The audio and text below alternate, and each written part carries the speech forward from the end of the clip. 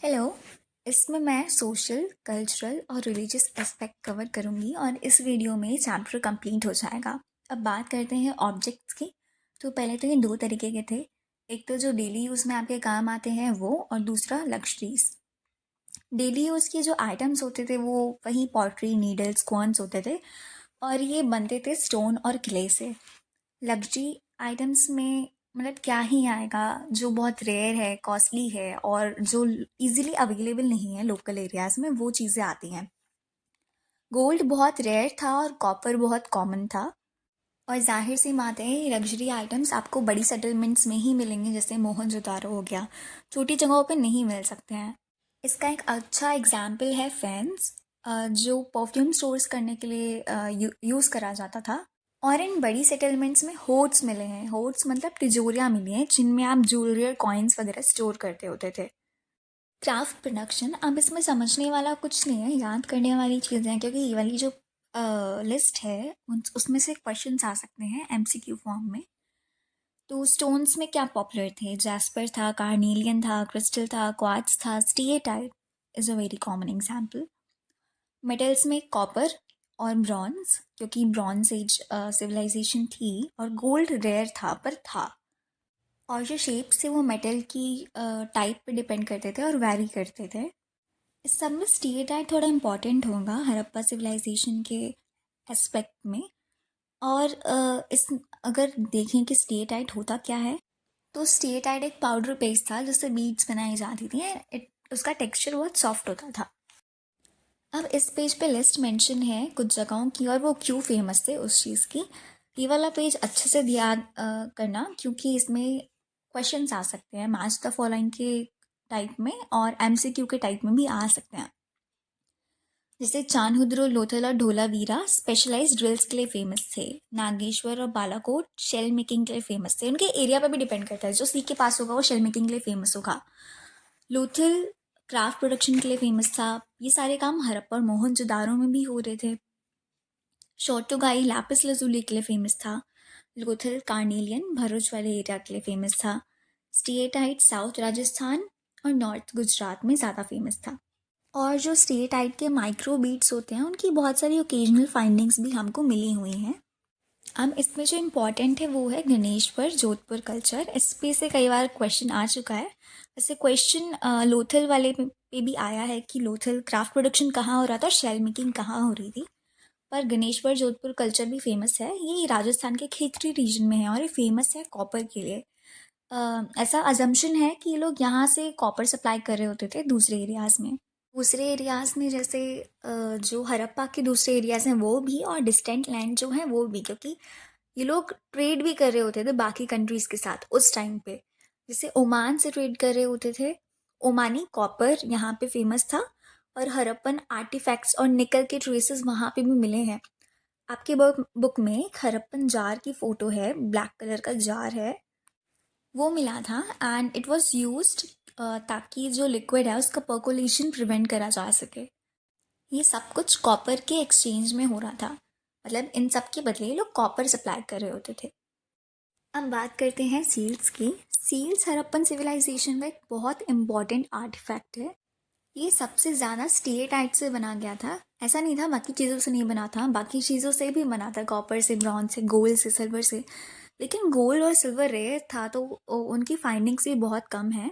सबसे ज़्यादा इसको स्टीएटाइट से बनाया गया था, और इस पे पिक्टोग्राफिक इमेजेस बनी होती थी। ये सबसे ज़्यादा यूनिकॉर्न सील मिली है इसमें। लेकिन इन सील्स का एग्जैक्ट काम क्या था ये कोई भी नहीं बता पाया है। कुछ लोग का आइडिया है, कुछ हिस्टोरियंस का आइडिया है कि ट्रेड के लिए यूज़ करा जाता था। इसको एज अ स्टैम्प यूज़ करते थे कि इसको किसने भेजा है और इसमें क्या सामान है। और अगर स्टैम्प लगा होता तो एक असम्पशन होता था कि जो पैकेट है या फिर वो जो भी बॉक्स है जो भिजवाया गया है उससे किसी ने छेड़छाड़ नहीं करी है। और कुछ लोग मानते हैं कि इसको एम्यूलेट्स और पेंडेंट्स की तरह जो शमैनिक लोग थे वो यूज़ करते थे, ताकि मतलब नज़र वगैरह ना लगे इस वजह से। और कुछ ये भी मानते हैं कि वर्शिप्स के लिए यूज़ करा जाता था, और कुछ मानते हैं कि स्टडीज़ के लिए यूज़ करा गया होगा। अब बात करें स्क्रिप्ट की, तो इनकी स्क्रिप्ट हम लोग आज तक समझ नहीं पाए हैं। ये जो सील्स और स्क्रिप्ट्स होती थी वो स्टेटाइट से बनती थी मेजरली, और इनमें एनिमल मोटिव्स बने होते थे। ट्रेड में प्रॉबेबली टाइटल लिखा जाता होगा और नेम ऑफ ओनर लिखा जाता होगा। जो साइन है वो टोटल 375 से 400 के बीच में है और इसको उर्दू की तरह राइट टू लेफ्ट लिखा जाता है।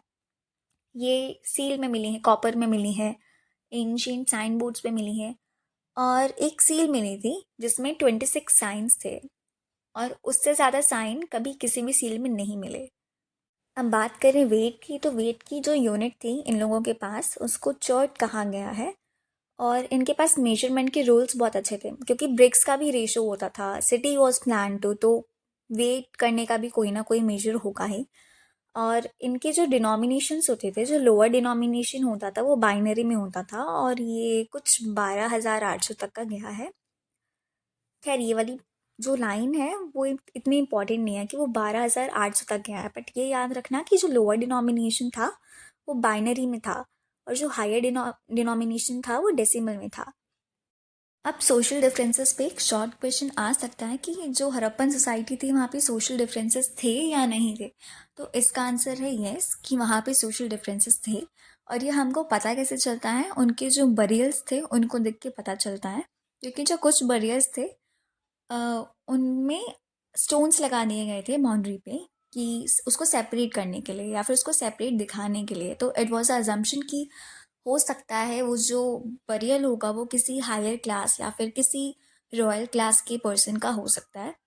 क्योंकि जो स्टोन बाउंड्री थी वो सभी बरियल्स में नहीं थी और ये लोग जो थे वो आफ्टर लाइफ में बिलीव करते थे। अब ये कैसे पता चला है, क्योंकि जो पिट्स थे या फिर जो बरियल्स थे जब उनको खोदा गया तो उसमें पॉटरीज मिली थी और ऑर्नामेंट्स मिले थे।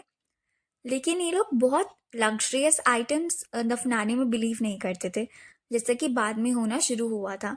ये लोग सिर्फ बेसिक चीज़ें, जो ज़रूरत की चीज़ें होती हैं जिसका काम पड़ सकता है डेली लाइफ में, उसको दफनाते होते थे। और इन्हें ज्वेलरी दोनों ही जेंडर के बरियल पिट्स में मिली है, तो कह सकते हैं कि शायद जेंडर डिफरेंसेस इतने नहीं थे। मिड 1980s के टाइम पे एक बरियल से कुछ ऑर्नामेंट्स मिले थे जिसमें 3 शेल रिंग्स थी। एक जैस्पर था and jasper was a luxury at the time और उसमें हंड्रेड्स ऑफ माइक्रो बीट्स मिले थे और ये जो बरियल था वो एक मेल का था। तो इस आइडिया लगाया जा सकता है कि कुछ डिफरेंसेस रहे होंगे, हो सकता है वो अपर कास्ट कर रहा हो और हो सकता है इससे हम जेंडर इनइक्वालिटी की भी बात कर लें। कुछ बरियल्स में से कॉपर मिरर भी मिले हैं। रिलीजियस बिलीफ्स इस चैप्टर का एक बहुत इम्पॉर्टेंट टॉपिक है। सबसे पहले कोई एक्यूरेटली नहीं कह सकता, कोई भी हिस्टोरियन, कि हड़प्पन सोसाइटी के जो लोग थे वो किस चीज़ में बिलीव करते थे। Majority of the historians believe करते हैं कि ये लोग नेचर वर्शिपर्स थे। मैं आगे बताऊंगी क्यों। हम बात करते हैं मदर गॉडेसेस की। तो ये हड़प्पन सिविलाइजेशन के काफ़ी साइट से मिली हैं और इनको एसोसिएट करा गया है फर्टिलिटी से और मदरहुड से, क्योंकि इनका जो नाभि वाला एरिया है वहाँ से एक प्लांट निकल के आ रहा है, दैट इज सिग्निफाइंग ग्रोथ। अब बात करें हम प्रीस्ट किंग की, तो ये रेयर थे लेकिन इनको किंग मान लिया गया क्योंकि जो हिस्टोरियंस थे उनके पास सिर्फ मेसोपोटामियन सोसाइटी का रेफरेंस था, क्योंकि दोनों ही सिविलाइजेशंस जो हैं वो एक दूसरे के पैरेलल चल रही हैं। तो मेसोपोटामिया में प्रीस्ट किंग था तो यहाँ पे भी एक अजम्पशन ले लिया गया कि यहाँ पे भी प्रीस्ट किंग ही होंगे, लेकिन इट इज़ नॉट एक्यूरेट क्योंकि आज तक कोई बता ही नहीं पाया है कि ये जो सिविलाइजेशन थी ये गवर्न कैसे हो रही थी, यहाँ पे कोई राजा था भी या नहीं था। लेकिन इतना तो श्योर है कि इनका कुछ ना कुछ रिलीजियस बिलीफ था, क्योंकि बहुत सारी चीज़ें मिली हैं। यहाँ पे ग्रेट बात भी है जो एक स्पेशल रिचुअल बात के लिए यूज़ होता था, नॉर्मली कोई भी यूज़ उसे नहीं कर रहा होता था। और यहाँ पे कई जगह स्पेशली कालीबंगन और लोथल में फायर ऑल्टार्स भी बहुत जगह मिले हैं। नेचर वर्शिपर इन्हें इसलिए कहते हैं कि सबसे पहले यूनिकॉर्न सील मिली है जो बहुत अबंडेंटली मिली है पूरी सिविलाइजेशन में, और दूसरा एक प्लांट मोटिव सील मिली है जिसमें पीपल के पेड़ का पत्ता बना हुआ है। तो एक अजम्पशन है कि हो सकता है पीपल के पेड़ को पूजते हैं और फिर नेचर वर्शिपर्स हों। हमें एक सील मिली है प्रोटो शिवा की जिसमें एक सेंट बैठा हुआ है और उसके चारों तरफ बहुत सारे एनिमल्स बने हुए हैं। तो कुछ का मानना था कि हो सकता है ये लोग शिव को जो है वर्शिप करते हो, क्योंकि शिव जी को पशुपति नाथ भी बोलते हैं। लेकिन इस थ्योरी को डिनाई कर दिया गया क्योंकि ऋग्वेद में शिवा का कोई भी रेफरेंस नहीं है। तो ये माना गया कि नेचर वर्शिपर्स होंगे, एनिमल्स को भी वर्शिप करने की बात करते होंगे, और क्योंकि लोग एनिमल्स को डोमेस्टिकेट भी करते थे। तो यहाँ पे पेनेंस की भी बात करी गई है, वो सेंट जो था वो पेनेंस को भी रेफरेंस दे रहा है। अब गवर्नेंस की बात करें तो जैसे मैंने बताया था कि कोई भी हिस्टोरियन आज तक ये पता ही नहीं कर पाया कि यहाँ पे गवर्नेंस हो कैसे रहा था, लेकिन कोई ना कोई सिस्टम था क्योंकि जो यूनिफॉर्म रेशियो है यहाँ का, लाइक एवरीथिंग इज सेम।